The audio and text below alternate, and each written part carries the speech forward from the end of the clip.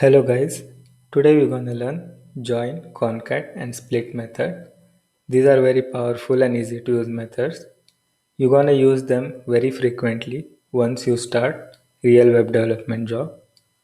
So let's say you have a paragraph like this and you want to create a list where every list item will be an sentence. So you can quickly do that by using split. So we will do split.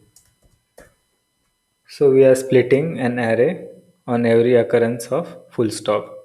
So it will create an array where each sentence will be an item of an array. So you get array, and also you can just loop through this array to create a list on a UI. So now let's say you want to actually replace this full stop with something like a comma. You can just do join on the same array with comma. So it will actually replace that full stop with comma. You can do many things like that. Let's say you want to replace this specific string where first character is this full stop, then space, and then let. So it will actually replace that thing with an comma.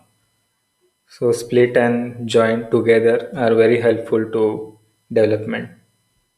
So now let's look at concat. So concat means joining two things. So when you do string, then you pass a string in concat. You actually just join two string, and you can pass as many number of strings as you want, and it will just concatenate all that. And let's say if you pass an array here, so what it will do is it will just append that whole array elements by comma separation to the string. And in case let's say if you pass array first and then in concat you pass a string, you have that whole array, and the last element of array will be the string which you passed here. So this is something you should be aware. For example, the number which you are dealing with are in a string, not in a number format, then some kind of ambiguity might happen because of that. So this is something you should always take care. Or else, if string is a number, you should always do the parsing, something like parse.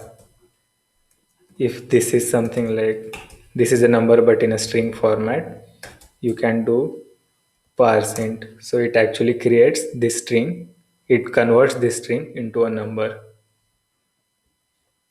So now let's say we are passing an array in concat.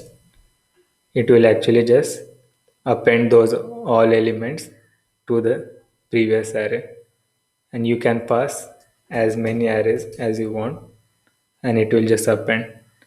So if you see the definition of concat, so what it means is you can pass as many elements as you want, and this is a spread operator. So this spread operator is used for that. In upcoming videos, I will tell more about the spread operator. For now, you just remember that this means you can pass any number of elements.